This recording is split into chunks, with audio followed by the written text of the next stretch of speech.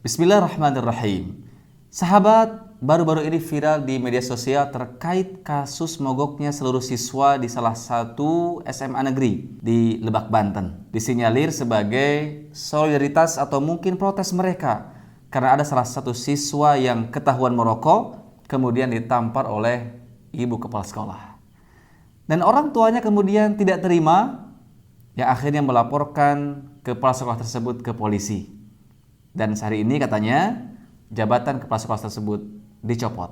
Sahabat, apa yang menarik dari viralnya kasus tersebut? Pertama, secara umum yang sangat miris tentunya adalah adanya terjadi krisis moral, baik siswa, orang tua dan juga guru. Oleh karenanya, baginda Nabi SAW diutus ke muka bumi ini adalah liutammima makarimal akhlak, untuk menyempurnakan akhlak.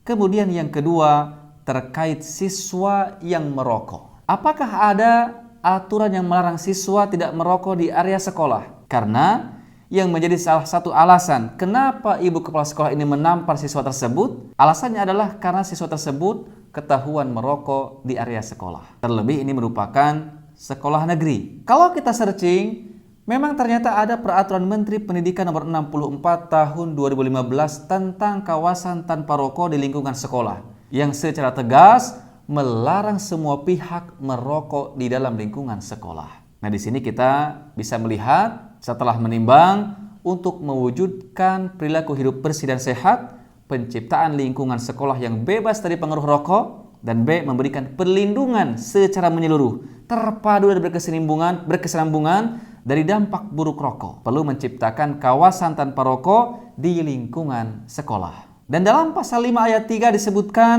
kepala sekolah dapat memberikan sanksi kepada guru, tenaga kependidikan dan pihak lain yang terbukti melanggar ketentuan kawasan tanpa rokok di lingkungan sekolah.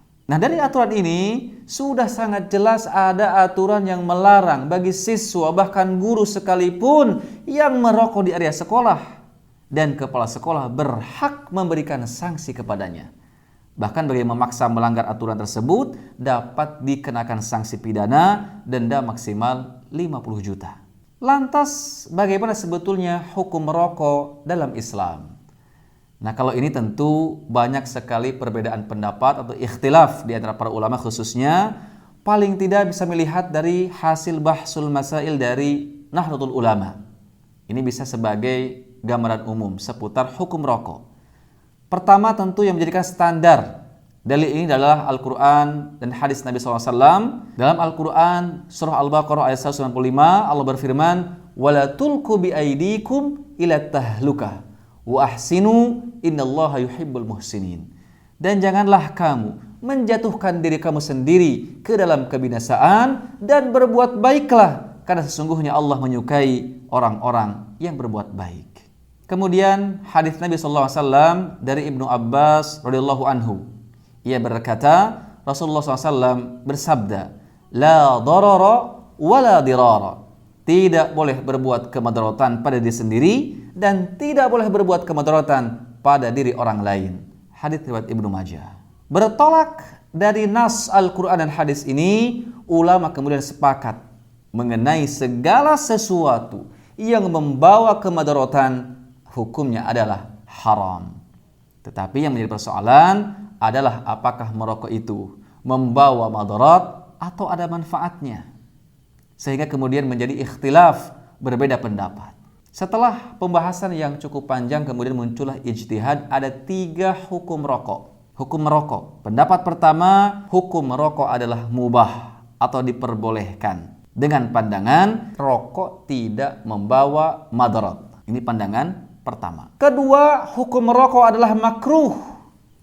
Karena rokok membawa madarat tapi relatif kecil madaratnya dan tidak signifikan untuk jadikan dasar hukum bahwa rokok adalah haram. Kemudian yang ketiga, hukum merokok adalah haram dengan alasan karena rokok secara mutlak dipandang membawa banyak kemadaratan.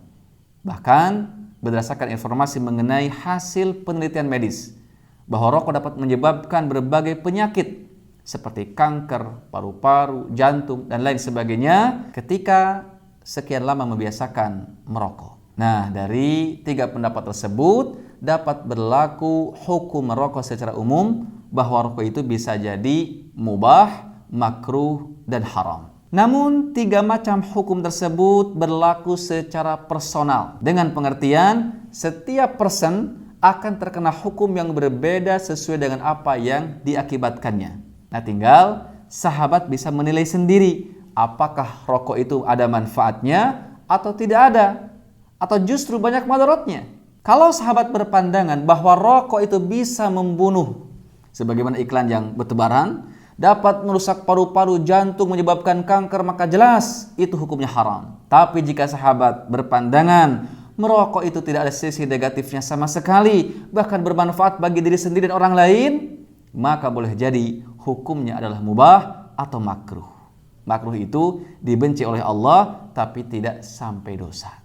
Kembali ke topik viralnya siswa yang merokok tadi. Jadi secara peraturan jelas ya, Kementerian Pendidikan melarang, bahkan kepala sekolah berhak memberikan sanksi bagi yang merokok di area sekolah. Dan tadi dalam perspektif agama Islam juga lebih kuat pengharamannya, walaupun ada juga yang memperbolehkan dan memakruhkannya. Maka jika kepala sekolah itu menegur siswa yang merokok di lingkungan sekolah, itu sudah benar karena itu wewenangnya. Namun persoalan berikutnya adalah terkait cara menegur yang dilakukan oleh kepala sekolah terhadap siswa, yaitu dengan adanya tamparan. Apakah itu diperbolehkan? Nah, itu juga ada peraturannya, yaitu Permendikbud nomor 82 tahun 2015 tentang pencegahan dan penanggulangan tindak kekerasan di lingkungan satuan pendidikan. Jelas tindakan kekerasan fisik ini juga dilarang, bahkan jika masalahnya serius juga bisa dipidanakan. Hanya saja memang sebagai seorang pendidik kadang-kadang jengkel, apalagi ketika hal tersebut berulang-ulang. Akhirnya apa? Main tangan, main fisik, ya seperti itu. Kemudian perihal orang tua yang tidak terima dan melaporkan kepala sekolah tersebut. Apakah juga layak dilakukan? Tentu di era demokrasi ini sah-sah saja. Tapi saya melihat dalam kasus ini orang tua kurang bijak menyikapinya. Dan inilah potret daripada krisis moral bangsa ini. Dalam kasus ini ada siswa yang melanggar aturan dengan merokok. Kemudian ada guru atau kepala sekolah saking semangatnya mendidik anak, juga kemudian tersulut emosi, tidak sabar. Dan orang tuanya juga kami lihat kurang bijak dalam menyikapi hal tersebut. Ditambah para siswa juga kompak melakukan mogok sekolah, walaupun mudah-mudahan bukan karena ada provokasi di dalamnya. Karena membela siswa yang melanggar aturan seperti merokok tadi juga tidak dibenarkan, walaupun mungkin cara kepala sekolah dalam menegur siswa juga kurang tepat. Sahabat, tentu dalam video ini tidak bermaksud untuk menilai salah dan benar, tapi mari kita jadikan pelajaran bagi kita, khususnya bagi para pendidik, untuk lebih bijak dan lebih hati-hati dalam menyikapi berbagai persoalan tersebut. Kalau ditanya siapa sih yang lebih membutuhkan, apakah siswa yang butuh pendidikan ataukah guru yang membutuhkan murid? Kalau ada siswa sampai mogok belajar, sebetulnya efek dan kerugiannya bagi siswa itu sendiri. Sedangkan bagi guru yang tulus dan berdedikasi dalam dunia pendidikan tentu akan menjadi keprihatinan jika melihat generasi masa depan negeri ini menjadi bodoh, tidak disiplin, tidak mengikuti aturan. Dan jika hal itu terjadi, justru itu sebagai awal mula kehancuran negeri ini. Dan tugas guru kedepannya akan semakin berat. Betul, ini merupakan tantangan pendidikan di zaman sekarang, tapi yakinlah ketika kita niat pendidik ini dengan penuh ketulusan, pengabdian, dan niatnya hanya karena Allah semata, jangan terlalu khawatir dengan yang tidak perlu dipikirkan. Yakinlah Allah Ta'ala akan memberikan jalan keluar dari setiap persoalan, dan Allah Ta'ala akan memberikan keberlimpahan pahala bagi para guru insyaAllah. Demikian video ini yang dapat disampaikan. Semoga bermanfaat. Assalamualaikum warahmatullahi wabarakatuh.